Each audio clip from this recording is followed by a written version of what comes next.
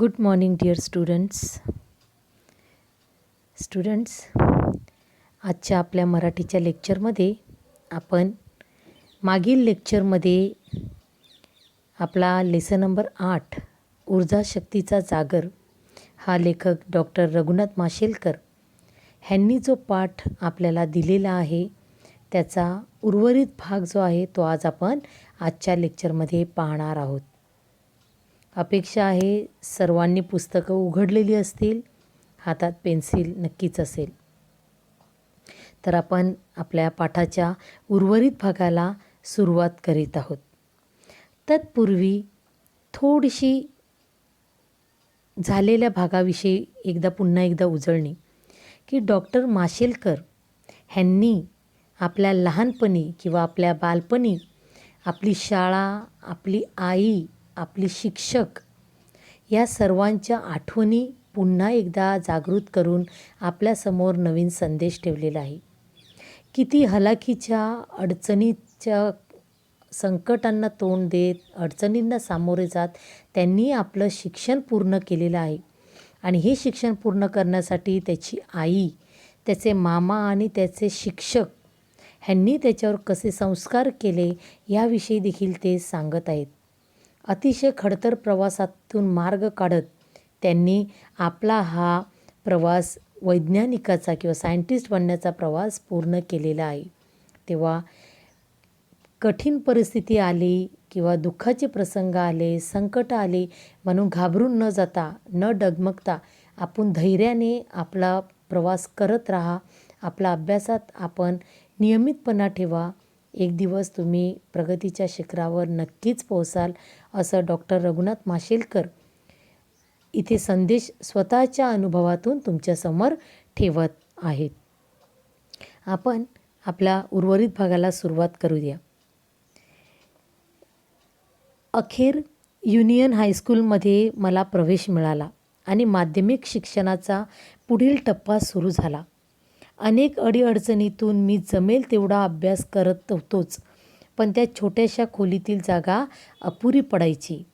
लेखक इथे सांगत आहेत की त्यांना त्यावेळच्या गिरगावातील प्रसिद्ध शाळेमध्ये ॲडमिशन मिळू शकले नाही, कारण त्यावेळेला त्या शाळेची जी प्रवेश फी होती माध्यमिक शिक्षणाची ती फी 21 रुपये, ती भरण्यासाठी त्यांच्याकडे पैसे नव्हते.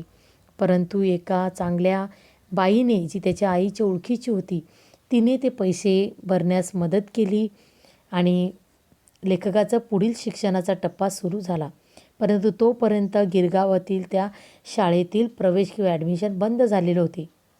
म्हणून त्याच ठिकाणच्या युनियन हायस्कूलमध्ये त्यांना ॲडमिशन मिळाले आणि त्यांचं माध्यमिक शिक्षणाचा टप्पा म्हणजे माध्यमिक शिक्षण पुढे चालू झाले.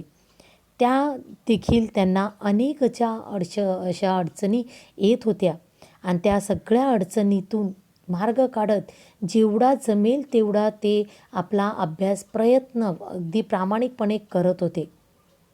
अजिबात त्यामध्ये त्यांनी कंटाळा केला नाही, त्रास खूप सहन केला, परंतु राग केला नाही. समोर आलेल्या प्रसंगाला तोंड देत त्यांनी आपला अभ्यास जिद्दीने पूर्ण करत राहिले. तरी देखील लेखक एक खंत इथे सांगत आहेत की अशा त्या त्यांची जी राहण्याची खोली होती ती खोली इतकी छोटी होती की ती जागा त्याला अभ्यासासाठी अपुरी पडायची. कारण एक छोटंसं मी तुम्हाला मागच्या लेक्चरमध्ये सांगितल्याप्रमाणे की अगदी आजच्या आपल्या घरामध्ये जेवढं आपलं वॉशरूम किंवा टॉयलेट बाथरूमची एकत्र जागा असते, साधारण एवढीच जागा तेव्हा डॉक्टर माशेलकर त्यामध्ये त्यांचा आईचा आणि त्यांचा संसार थाटलेला होता. तेच त्यांचं किचन, तेच त्यांचं हॉल, तेच त्यांचं बेडरूम, तेच त्यांचं वॉशरूम आणि अशाच अवस्थेत ते त्यांचं स्टडी तिथे करत होते, एकाग्रपणे मन लावून. पुढे ते सांगत आहेत, अभ्यासाला पूरक वातावरण नव्हते, मात्र त्याही वातावरणात मी जिद्दीने अभ्यास करत राहिलो आणि परीक्षेत चांगले यश मिळत गेले. बघा माय डिअर स्टुडंट्स, त्यांना अभ्यास करण्यासाठी जे पोषक वातावरण हवं होतं, पोषक वातावरण म्हणजे काय? आजूबाजूला कुठल्याही प्रकारचा गोंधळ गडबड नाही, शांत स्वतंत्र अशी खोली, ज्या ठिकाणी आपण शांतपणे अभ्यास करू शकतो, जिथे आपलं टेबल असेल, टेबल लॅम्प असेल, चेअर असेल, सगळे सुविधा उपलब्ध असतील. अगदी पेन, पेन्सिल सहित सगळ्या वस्तू वेळच्या वेळी आणि जागच्या जागेवर. असं कुठलंही वातावरण लेखकाला मिळालं नाही. ज्या चाळीतल्या खोलीत ते राहत होते तिथे आजूबाजूला भरपूर अशी गडबड, गोंधळ, आवाज सगळं काही होतं. छोट्याशा खोलीत तिथेच आईचं किचन होतं, तिथेच सगळं. आणि त्यामुळे अशा परिस्थितीत देखील ते पोषक वातावरण त्याच्या माध्यमिक म्हणजेच 10th स्टँडर्डच्या अभ्यासासाठी नव्हतं. तरीही देखील ते जिद्दीने अभ्यास करत राहिले. ते अभ्यास करत राहिले, प्रामाणिकपणे अभ्यास करत राहिले. एक जिद्द त्यांच्या मनात होती आणि परीक्षेत चांगले यश मिळवत गेले. युनियन हायस्कूलमधले शिक्षक त्यांची सेवाभावी वृत्ती विद्यार्थ्यांना शिकवताना त्यामध्ये त्यांचे स्वतःला झोकून देणे आणि निरपेक्ष भावनेने केलेले मार्गदर्शन यामुळे माझ्या केवळ शालेय अभ्यासाचाच पाया पक्का झाला नाही असं नाही, तर आयुष्याचाच पाया पक्का झाला. शिक्षणाबद्दल एक आंतरिक ओढ वाटू लागली. बघा स्टुडंट, या ठिकाणी लेखक आपल्या स्वतःविषयी सांगतच आहेत, परंतु या वेळेला ते अभिमानाने आपली शाळा आणि शाळेत शिकवणारे शिक्षक ह्यांच्याविषयी सांगत आहेत. या ठिकाणी ते सांगत आहे की ज्या युनियन स्कूलमध्ये ते शिक्षण घेत होते त्या हायस्कूलमधले शिक्षक आणि ते शिक्षकांची सेवाभावी वृत्ती, सेवा करणे, शिक्षण हे शिक्षकांचे शिक्षण देण्याचे दान आहे. ते दान ते अगदी यथायोग्य देत होते, अगदी सेवाभावी वृत्तीने देत होते. विद्यार्थ्यांना शिकवताना त्यामध्ये त्यांचे स्वतःला झोकून देणे म्हणजे जणू काही ते इथपर्यंत मुलांबरोबर शिकवत होते की अगदी मुलांच्या ब्रेनमध्ये त्या शिकवण्यातील एक एक गोष्ट अगदी शांतपणे आणि चांगल्या प्रकारे बसून राहील. इतके चांगल्या प्रकारे शिक्षक ह्या शाळेतील त्यांना शिकवत होते. म्हणजे पडेल ती मदत हे शिक्षक मुलांना अभ्यासासाठी करत होते. आणि फक्त अभ्यासासाठीच नव्हे, तर त्यांच्या पुढील यशस्वी जीवनासाठी योग्य संस्कार आणि मार्गदर्शन देखील ते या मुलांना इथे देत होते. अगदी सगळ्या गोष्टींचा त्याग करून हे शिक्षक आपल्या मुलांना इथे शिकवत होते. आणि निरपेक्ष भावनेने केलेले मार्गदर्शन, निरपेक्ष म्हणजे कुठल्याही प्रकारची अपेक्षा नसताना किंवा निस्वार्थपणे, ज्याला तुम्ही सेल्फलेससुद्धा म्हणू शकता, कुठल्याही प्रकारची अपेक्षा नाही किंवा स्वार्थ नाही, निस्वार्थपणे हे शिक्षक मुलांना शिकवत होते. आपल्याकडे जे ज्ञान आहे ते सर्व ज्ञान ते ह्या मुलांना देण्याचा पुरेपूर प्रयत्न करत होते. त्याचबरोबर वेळोवेळी योग्य ते मार्गदर्शन देखील जीवनात यशस्वी होण्यासाठी ते देत होते. आणि यामुळेच त्यांच्या शाळेचा अभ्यासाचाच पाया पक्का झाला असं इथे लेखक सांगत नाही, तर त्याबरोबर आयुष्यामध्ये जीवन जगताना येणाऱ्या संकटांना सामोरे जाण्याचा एक नवीन पाया देखील त्यांच्या मनात भक्कमपणे उभा राहिला. सगळ्या संकटाला तोंड देण्यासाठी ते सदैव तयार राहत असे. हे त्यांना कोणी शिकवलं, तर त्यांची परिस्थिती आणि शाळेतील शिक्षक, ह्यामुळे ते शिकले. आणि म्हणूनच एक प्रकारची शिक्षणाविषयीची त्यांच्या मनात प्रेम निर्माण होऊ लागले, ओढ वाटू लागली, किंवा ओढ वाटणे म्हणजे प्रेम निर्माण होणे. का तर शाळेमध्ये शिक्षकांकडून मिळालेली प्रेमाची भावना, शिक्षणाविषयीची ओढ, त्याचबरोबर वेळोवेळी मिळत असलेले शिक्षकांचे मार्गदर्शन, ह्यामुळे त्यांना शिक्षणाविषयी खूप आपुलकी, ओढ किंवा प्रेम वाटू लागले. पुढच्या पॅरेग्राफमध्ये त्यांनी सांगितलेलं आहे, आमच्या हायस्कूलमध्ये दर शनिवारी चाचणी परीक्षा घेण्यात येत असे. दर शनिवारी त्यांच्या या शाळेमध्ये, युनियन हायस्कूलमध्ये दर शनिवारी म्हणजे एव्हरी सॅटर्डे एक टेस्ट घेतली जात असे. युनिट टेस्टसारखी टेस्ट घेतली असे. जशी आपली इथे प्रॅक्टिस टेस्ट घेतो आपण, तशी त्यांची तिथे टेस्ट घेतली जात असे. आमचं हायस्कूलही गरीब होतं, त्यामुळे उत्तरपत्रिका घरून न्यावी लागायची. ह्या ज्या हायस्कूलमध्ये लेखक शिकलेले आहेत, ही देखील म्युन्सिपल स्कूल होती. त्या हायस्कूल आपल्याला जशी आपली शाळा आपल्याला सप्लिमेंट्स पुरवते, आन्सरशीट पुरवते, तशी ती शाळा त्यांना आन्सरशीट पुरवू शकत नव्हती. इतकी ती शाळा गरीब होती. आणि म्हणूनच ह्या आन्सर शीट म्हणजेच उत्तरपत्रिका त्यांना घरूनच घेऊन यावे लागत असे. त्यावेळी तिची किंमत फक्त 3 पैसे असायची. बघा, एका आन्सर शीटची किंवा उत्तरपत्रिकेची म्हणजे एका सप्लिमेंटची किंमत किती होती? तर 3 पैसे, फक्त 3 पैसे असं इथे सांगितलेलं आहे. परंतु हे पैसे देखील लेखकांना मिळाले नव्हते. बघा, आपण पुढे वाचूया.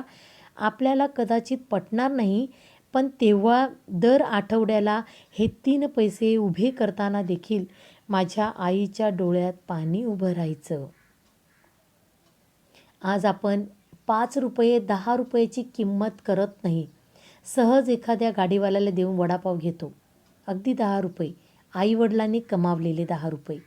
परंतु त्यावेळेला एका आन्सर शीटची किंमत फक्त 3 पैसे, जे आत्ताच्या क्षणातील तुम्हा मुलांना माहीतही नाही की 3 पैसे म्हणजे किती असतात किंवा कसे असतात. तर हे 3 पैसे देखील आठवड्याला मिळवणं किंवा आठवड्याला त्या उत्तरपत्रिकेसाठी उभे करताना देखील लेखकांच्या आईच्या डोळ्यात पाणी उभं राहायचं. अशासाठी म्हणजे तिला खूप दुःख व्हायचं, खूप त्रास व्हायचा. हे 3 पैसे देखील तिला मिळत नव्हते. स्टुडंट्स, ह्यावरून तुम्ही इथे समजू शकता की डॉक्टर रघुनाथ माशेलकर यांनी किती दुःखद आणि किती दरिद्री गरीब अवस्थेतून जीवन मार्गक्रमण केलेलं आहे. किती दुःख त्यांनी सोसलेलं आहे, किती गरिबी त्यांनी अनुभवलेली आहे, हे तुम्हाला ह्यावरून कळून येईल. परंतु त्यांनी अभ्यासाची जिद्द सोडली नाही, म्हणून आज जगामध्ये ते प्रसिद्ध शास्त्रज्ञ आहेत. खूप मोठा धडा आहे आपल्यासाठी. पुढे त्यांनी इथे लिहिलेलं आहे, आजही हे आठवलं की माझ्या अंगावर काटा उभा राहतो. म्हणजेच हे पैसे उभं करताना जेव्हा दर आठवड्याला त्यांची आईच्या डोळ्यात पाणी बघायचे तेव्हा हे गोष्टी जेव्हा आत्ता देखील ते आठवत होते, तेव्हा देखील त्यांच्या अंगावर काटा उभा राहायचा. म्हणजे आईची काय दयनीय अवस्था होत होती हे त्यांनी आपल्या स्वतःच्या डोळ्यांनी पाहिलेलं आहे. आणि ही अवस्था कोणासाठी? तर डॉक्टर माशेलकर यांना शिकवण्याच्या जिद्दीसाठी. तिने माझ्यासाठी प्रचंड कष्ट केले, पडेल ते काम केले. काँग्रेस हाऊसजवळ काही काम मिळणार आहे असं समजल्याने एकदा ती तिकडं गेली, रांगेत उभी राहिली, तशीच ताटकळत. पण त्यावेळी तिला सांगण्यात आलं की फक्त 3री किंवा त्यापेक्षा अधिक शिकलेल्यांनाच काम दिलं जाईल. बघा, त्यावेळी लेखकाला शिकवण्याची जिद्द मनात ठेवून त्यांच्या आईने त्याच्यासाठी प्रचंड कष्ट उपसले आहेत, खूप मेहनत घेतलेली आहे. जे काम मिळेल ते काम तिने केलेलं आहे. आणि त्याचबरोबर त्यावेळी काँग्रेस हाऊस होतं बॉम्बेला, गिरगावला. त्या ठिकाणी असं सांगण्यात आलं होतं की तिथे नोकरी दिली जाईल कमी शिकलेल्या लोकांना.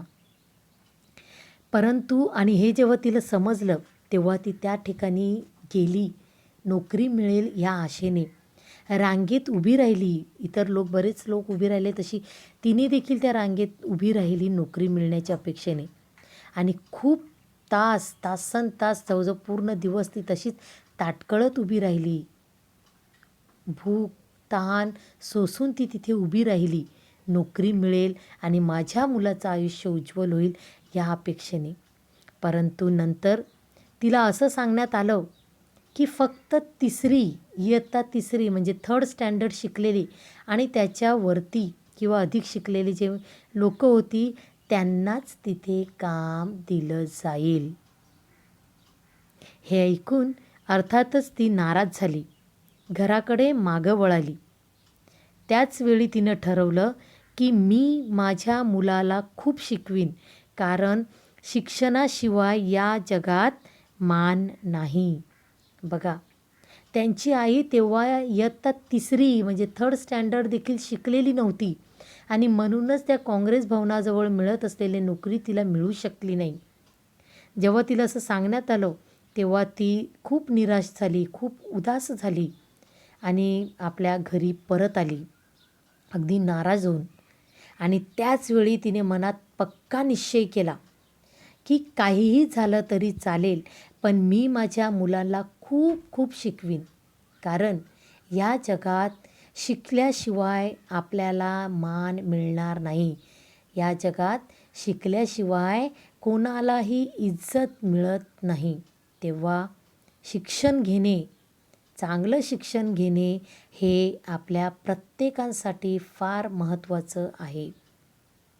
हे तिने तेव्हाच पक्कं केलं आणि त्या दृष्टीने ती अथक प्रयत्न करत राहिली आणि तिने आपल्या मुलाला शिकवण्याचा काटेकोर प्रयत्न केलेला आहे, जो आज आपण वैज्ञानिक किंवा शास्त्रज्ञ डॉक्टर माशेलकर यांच्या रूपात पाहत आहोतच. पुढच्या पॅरेग्राफमध्ये लेखक सांगत आहेत, तिने प्रत्यक्षात केलंही तसंच. माझ्यासाठी तिनं घेतलेले कष्ट मी कोणत्या शब्दात सांगू? बघा, इथे लेखक सांगतात, तिने फक्त निश्चय केला नाही, तिने मनात फक्त ठरवलं नाही की मी माझ्या मुलाला खूप शिकवीन. कारण या जगात जगायचं असेल, मानाने जगायचं असेल तर शिक्षणाशिवाय काहीच पर्याय नाही. शिकणं फार जरुरीचं आहे. हे फक्त मनात ठरवलं नाही, तर तिने प्रत्यक्षात ते करून दाखवलं. कारण तिचे कष्ट ते लेखकांच्या आजही स्मरणात आहेत. आणि म्हणून लेखक इथे सांगत आहे की तिने माझ्यासाठी, माझ्या शिक्षणासाठी जे काही कष्ट घेतलेले आहेत, ते सांगताना मला शब्द अपुरे पडत आहेत. माझ्याकडे पुरेसे शब्द नाहीत. एवढे कष्ट तिने लेखकाच्या शिक्षणासाठी घेतलेले होते. कोरे, पाठकोरे, लिहून उरलेले कागद ती एकत्र जमवायची आणि त्याच्या वह्या करून द्यायची. बघा, लेखकालाच इथे आठवड्याला एक आन्सर शीट 3 पैशाची ती लागत नव्हती. तेव्हा नोटबुक्स खरेदी करणं हे ते फार दूरची गोष्ट होती. तेव्हा त्यांची आई काय करायची, जर अशी कोरी कागद भेटले, प्लेन कागद जे असतात पेजेस ते, किंवा पाठकोरे म्हणजे काय, एका बाजूला लाईन्स आणि एका बाजूला कोरे असं जे असते, प्लेन असते, असे पेजेस जे होते ते, किंवा लिहून अर्धे 1-2 लाईन्स लिहून बाकी उरलेले पेज, अशी जी कागदं पडलेली असायची, कुठे मिळाली तर ती सगळी कागदं ती गोळा करायची आणि ती जमा करून घरी घेऊन यायची आणि घरी आणून ती त्यांची वह्या बनवायची, नोटबुक्स बनवायची आणि लेखकाला द्यायची. बघा, लेखकांनी देखील या परिस्थितीला कधी नकार दिला नाही. त्यांना देखील आपल्या परिस्थितीची पुरेपूर जाण होती की माझी परिस्थिती शिक्षण घेणे इतकी नाहीच आहे, तरीही माझी आई माझ्यासाठी जे प्रयत्न करून जे काही मला देत आहे त्याचा मी आदर केला पाहिजे, स्वीकारलं पाहिजे आणि अभ्यासात पुढे यश मिळवलं पाहिजे. आज तुम्ही तुमच्या आईवडिलांचे कष्ट डोळ्यासमोर आणा. किती प्रयत्न तुमच्यासाठी ते करत आहेत. तुम्हाला आवडेल तसे नोटबुक्स किंवा टेक्स्टबुक हवे आहेत, परंतु एखाद्या मुलांची घरची परिस्थिती अशी नसेल आणि त्यांच्या आईवडिलांनी त्यांना जर सेकंड हँड बुक्स द्यावे केले, तर आताची तुम्ही मुलं ते नको म्हणता. तुम्ही रागावता, आईवडिलांवरती चिडता, क्रोध करता. घरामध्ये कधीकधी तुम्ही आईवडिलांशी भांडण करता, त्यांना उद्धटपणे उत्तर देता. परंतु त्या पाठीमागे तुमच्या आईवडिलांचे कष्ट लक्षात घ्या. तुमच्या आईवडिलांची खरोखर ते पुस्तकं कोरे नवीन देणे इतकी ऐपत आहे का, ते देखील विचारात घ्यायला पाहिजे माय डिअर स्टुडंट्स.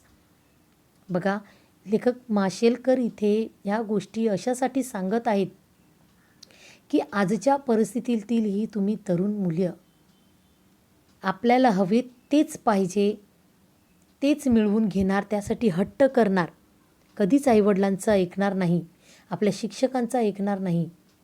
ते करत असलेले मार्गदर्शन एका कानातून ऐकणार, दुसऱ्या कानातून सोडून देणार, असं वागता आपण. तेव्हा तुमच्या डोळ्यात झणझणीत अंजन घालण्यासारखं हे लेखकांचे इथे शब्द आहेत, जे तुम्हाला खरोखरच आपल्या भावी आयुष्यामध्ये लागू पडतील किंवा उपयोगी होतील. तेव्हा त्या दृष्टीने तुम्ही विचार करायला देखील हवा आहे. अखंड पेन्सिल मला मिळणं अवघड होतं. त्यामुळे जेमतेम हातात धरता येईल अशा पेन्सिलनीच लिहावे लागे. लेखक इथे सांगत आहेत की पूर्ण एक नवीन पेन्सिल त्यांना लिहिण्यासाठी मिळणे हे अवघडच होतं, शक्यच नव्हतं त्यांच्यासाठी. त्या ठिकाणी हातामध्ये जेमतेम 2 बोटांमध्ये जेमतेम पकडता येईल एवढी छोटी पेन्सिल घेऊन ते आपला अभ्यास पूर्ण करत असत किंवा आपल्या नोट्स कंप्लीट करत असत. आता तुम्ही स्वतःला लेखकांच्या ह्या गोष्टीशी कंपेअर करा. आपण सहज आपली पेन्सिल 2-3 वेळा शार्पन करतो आणि जरी तिची टोक तुटत असेल सहज डस्टबिनमध्ये टाकून देतो आणि विचारल्यावर काय सांगतो की ती पेन्सिल खराब आहे. सतत त्याची टोक तुटते, पॉईंट तुटला जातो म्हणून ती फेकून दिली. माझ्याकडे दुसरी आहे ना, मी ती घेतो.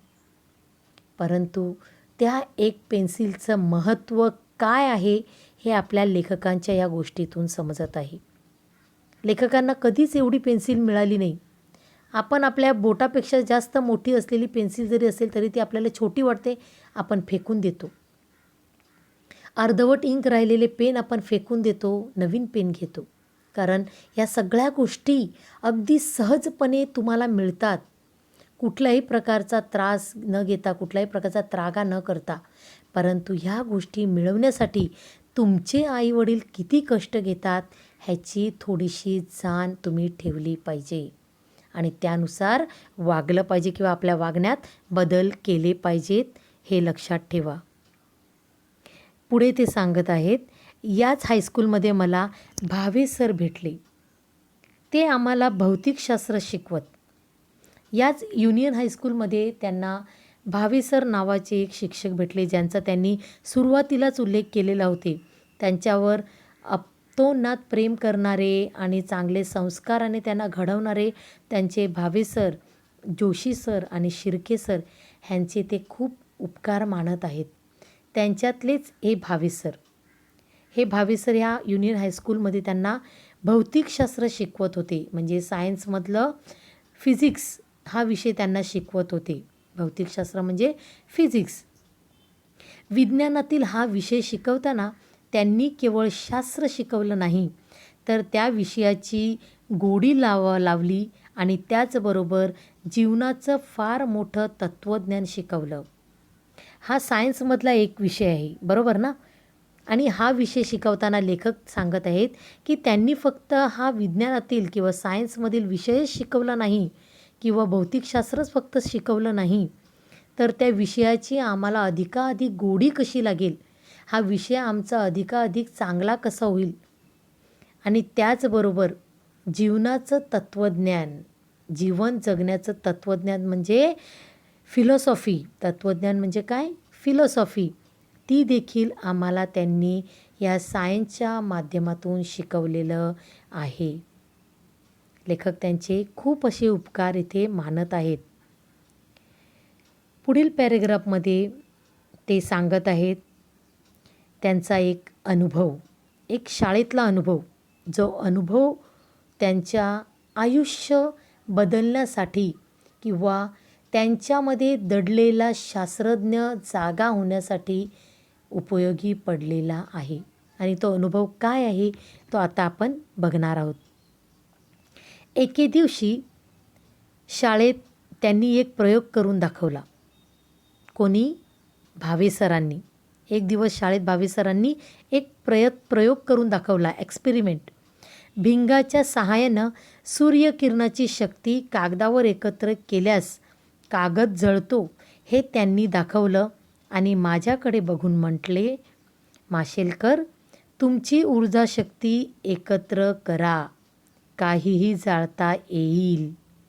बघा, एक दिवस त्यांचे भौतिकशास्त्र किंवा फिजिक्स शिकवणारे भावे सरांनी शाळेत एक एक्सपेरिमेंट केला किंवा प्रयोग केला. तो प्रयोग काय होता? भिंग म्हणजे काय? दुर्बीण. जिची जाड भिंग काचेची दुर्बीण असते, जे आपल्याला माहिती आहे. आपण घरी सहज आपल्याकडे असते आणि आपण काय करतो, उन्हामध्ये ती पकडतो आणि उन्हामध्ये खाली जमिनीवर आपण एक कागद ठेवतो आणि सनरेज किंवा उन्हाची जी किरणं आहेत ती त्या भिंगावर पडल्यानंतर ती आरपार जाऊन त्या जाड काचेच्या आरपार जाऊन आपला कागद कसा जळतो आपोआप, हा प्रयोग त्यांनी तिथे शाळेत करून दाखवलेला आहे. हा तुम्ही चित्रात देखील आपल्या पाहू शकता. आणि हा प्रयोग करताना त्यांनी डॉक्टर माशेलकर यांच्यावर बघितले आणि त्यांनाच उद्देशून सांगितलं की तुम्ही देखील तुमच्यामधली ऊर्जा शक्ती एकत्र करा. ही ऊर्जा शक्ती म्हणजे काय, जे आज आपल्या लेसनचं नाव आहे. सूर्याची शक्ती, सूर्यकिरणाची जी ऊर्जा देण्याची जी शक्ती होती, सनरेजमध्ये जी शक्ती होती, ती एकत्र केल्याने ती कागदावर येत होती आणि त्यामुळे ते कागद पेटून उठत होते. आणि हीच ऊर्जा शक्ती हे भावे सर लेखकांना उद्देशून सांगत होते की तुझ्यामध्ये देखील ही ऊर्जा शक्ती आहे, ती तू एकत्र कर, तू काहीही जाळू शकतोस, काहीही जाळू शकतोस. बघा, लेखकांमध्ये दडलेला शास्त्रज्ञ त्यांच्या शिक्षकांनी ओळखलेला. आज देखील तुमचे शिक्षक, प्रत्येक शिक्षक तुम्हाला आपापल्या परीने योग्य ते मार्गदर्शन करीत असतात, आपल्याला पुढे जीवनक्रम जगण्यासाठी किंवा योग्य मार्गदर्शन करत असता आयुष्य जगण्यासाठी, आयुष्याची पुढची यशस्वी वाटचाल गाठण्यासाठी. तेव्हा ते जे सांगत असतात ते मनपूर्वक ऐका, लक्षपूर्वक ऐका आणि ते फॉलो करण्याचा प्रयत्न करा. कारण शिक्षक कधीच तुम्हाला चुकीची माहिती देत नाहीत. तुमचं आयुष्य घडवण्यासाठी नेहमीच ते तुम्हाला योग्य तेच मार्गदर्शन करत असतात. एकीकडे मला एकाग्रतेचा मंत्र मिळाला आणि दुसरीकडे विज्ञान समजलं. लेखक सांगत आहेत की एकीकडे मला ते लेखकांच्या सरांना जे विज्ञान किंवा सायन्स त्यांना सांगायचं होतं ते त्यांना कळलेलं होतं आणि दुसरीकडे त्यांना कॉन्सन्ट्रेशन, एकाग्रता, एखाद्या गोष्टीमध्ये कॉन्सन्ट्रेशन कसं करायचं आणि त्यामध्ये पुढे कसं जायचं, यशस्वी कसं व्हायचं, हा मंत्र या प्रयोगाच्या माध्यमातून त्याला मिळालेला होता. म्हणजेच एक प्रयोग, परंतु भावे सरांनी त्यांना 2 गोष्टी शिकवून गेले होते. आपल्या देखील आयुष्यात आपण कॉन्सन्ट्रेशन करू किंवा कॉन्सन्ट्रेट करू एखाद्या गोष्टीकडे किंवा अभ्यासाकडे. तुम्ही 10वीचे विद्यार्थी आहात, तेव्हा तुम्हाला तुमच्या अभ्यासाकडे कॉन्सन्ट्रेशन केलंच पाहिजे, तेव्हाच तुम्ही पुढे मार्गक्रमण करू शकता. आयुष्याचं फार मोठं तत्त्वज्ञान मला भावे सरांच्या या शिकवणुकीतून गवसलं. सगळ्यात मोठं तत्त्वज्ञान किंवा फिलॉसॉफी त्यांना या भावे सरांच्या सांगितलेल्या गोष्टीतून किंवा शिकवणुकीतून त्यांना मिळालेलं होतं. गवसणे म्हणजे हस्तगत करणे किंवा मिळवणे. त्यांना मी कसा विसरू शकेन. आणि म्हणूनच लेखक आज देखील एवढ्या उच्च पदावर गेल्यानंतर देखील आपल्या या सरांना अजिबात विसरत नाहीत. यशस्वी कितीही व्हा, लेकिन परंतु ज्या शिक्षकांनी आपल्याला घडवलेलं आहे, आपल्याला मार्गदर्शन केलेलं आहे, यशाची गुरुकिल्ली दाखवलेली आहे, त्या शिक्षकांना कधीही विसरू नका. हा संदेश लेखक इथे आपल्याला देत आहेत. भावे सराप्रमाणेच माझ्या शालेय आणि पुढील शैक्षणिक जीवनात जोशी सर, शिर्के सर, श्री मालेगाववाला या सर्वांनीच माझ्या व्यक्तिमत्त्वाच्या जडणघडणीसाठी उत्तम मार्गदर्शन केले, संस्कार केले. बघा, भावे सरांबरोबर ते अजून कोणाचं नाव घेत आहेत तर शैक्षणिक जीवनामध्ये त्यांना लाभलेले जोशी सर, शिर्के सर आणि श्री मालेगाववाला ह्या शिक्षकांनी त्यांना केलेले भरपूर असं मार्गदर्शन आणि त्यांना केलेले संस्कार, त्यांच्यावर केलेले संस्कार, ज्यामुळे त्यांचं व्यक्तिमत्त्वाची जडणघडण अगदी उत्कृष्टपणे होऊ शकली. हे म्हणून ते सांगायला विसरत नाहीत किंवा त्यांचे उपकार मानायला ते आजही विसरत नाहीत. आयुष्याच्या उभारणीसाठी मला याच शाळेत आणि याच शिक्षकांनी भरपूर शिदोरी दिली. इथे लेखक आपल्याला सांगत आहेत की आयुष्याच्या या उभारणीसाठी किंवा हे शास्त्रज्ञ होण्यासाठी मला जे काही मिळालं ते याच शाळेतून मिळालं आणि या शाळेतल्या शिक्षकांकडून मिळालं आणि ते म्हणजे अतिशय भरपूर प्रमाणात मिळालं आणि ते मी आयुष्यभर माझ्या जीवनात ठेवलेलं आहे. संघर्षासाठी आत्मविश्वास मिळवून दिला. त्यांनी लेखकांना संघर्ष, कठीण परिस्थितीमध्ये, अडचणीमध्ये, दुःखामध्ये, संकटामध्ये संघर्ष करण्यासाठी आत्मविश्वास मिळवून देण्याचं काम ह्या शिक्षकांनी केलेलं आहे. वेळोवेळी मार्गदर्शन केलेलं आहे. जगण्याचे भान त्याला दिले. नवीन उमेदीत कसं जगायचं, कठीण परिस्थितीतून मार्ग काढून कसं पुढे जायचं हे त्याला शिकवलेलं आहे. आजही फिरून ते शाळेचे दिवस आठवताना एकीकडे प्रचंड दारिद्र्याचा सामना करतानाचे क्षण आठवतात. आजही जेव्हा लेखकांना आपल्या शाळेचे दिवस आठवतात या वयात देखील, तेव्हा त्यांना एकीकडे शाळेतील शिक्षक आणि शालेय जीवन आठवते, तर दुसरीकडे त्याचबरोबर त्यांनी सहन केलेले, त्यांनी पाहिलेले दारिद्र्याचे जीवन, दारिद्र्याचा, दुःखाचा सामना, गरिबीचा सामना त्यांनी कसा केला त्याचे प्रत्येक क्षण आणि क्षण त्यांना इथे आठवतात.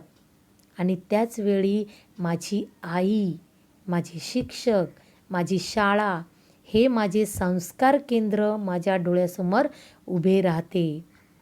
या ठिकाणी लेखकांनी कोणाला माझे संस्कार केंद्र असं सांगितलेलं आहे, तर त्यांची आई, त्यांचे शिक्षक आणि त्यांची शाळा हे कोण आहेत त्यांच्यासाठी? त्यांचे संस्कार करणारे केंद्र आहेत असं त्यांनी सांगितलेलं आहे. परीक्षेला हे देखील तुम्हाला आकृतीमध्ये विचारले जाऊ शकते किंवा एका वाक्यात प्रश्नासाठी देखील विचारले जाऊ शकते की माझे संस्कार केंद्र म्हणजे कोण? तर लेखकांची आई, त्यांची शाळा आणि त्यांचे शिक्षक म्हणजे त्याचे संस्कार केंद्र होत. आणि हे सगळं त्यांच्या डोळ्यासमोर त्यांना जेव्हा या गोष्टी आठवतात तेव्हा उभे राहतात. मी पुन्हा मनोमनी शाळेत जाऊन बसतो आणि त्याच वेळेला जेव्हा ह्या सगळ्या गोष्टी त्यांना आठवतात, आपल्या गरिबीच्या क्षण आठवतो, आपली शाळा, आपले शिक्षक, आपली आई आठवते, तेव्हा जणू काही लेखक सांगत आहे की मी पुन्हा एकदा माझ्या ह्या युनियन हायस्कूलमध्ये जाऊन बसतो असं मला वाटते. मनाने जाऊन ते पुन्हा आपल्या शाळेमध्ये बसत असतात. स्टुडंट, या ठिकाणी ऊर्जा शक्तीचा जागर हा पाठ शिकवून संपलेला आहे. अपेक्षा आहे की तुम्हाला हा पाठ अगदी चांगल्या रीतीने समजला असेल आणि त्याचबरोबर लेखक अगदी प्रत्येक उदाहरणातून, प्रत्येक वाक्यातून तुम्हाला देत असलेला संदेश देखील तुमच्या लक्षात नक्कीच आलेला असेल. लेखकांनी हा पाठ आठवणीतील शाळा आणि शिक्षक हा त्यांनीच लिहिलेले जे पुस्तक आहे, कथासंग्रह आहे आठवणीतील शाळा आणि शिक्षक, यामधून आपल्यासमोर घेतलेला आहे. खूप गोष्टी या पाठातून शिकण्यासारख्या आहेत आणि म्हणूनच हा पाठ अतिशय महत्त्वाचा आहे आणि हा पाठ नेहमीच बोर्ड एक्झाममध्ये नक्की ह्याच्यातून या पाठावरती विचारले जात असते. तेव्हा ह्या पाठाची पुन्हा 2-3 वेळा रिव्हिजन करा, 2-2 वेळा हा पाठ वाचून काढा. तुम्हाला सगळं काही ह्याच्यातून समजू शकते. या पाठावरचे काही महत्त्वाच्या ज्या इम्पॉर्टंट नोट्स आहेत त्या मी तुम्हाला पाठवत आहे. Thank you. Have a nice day.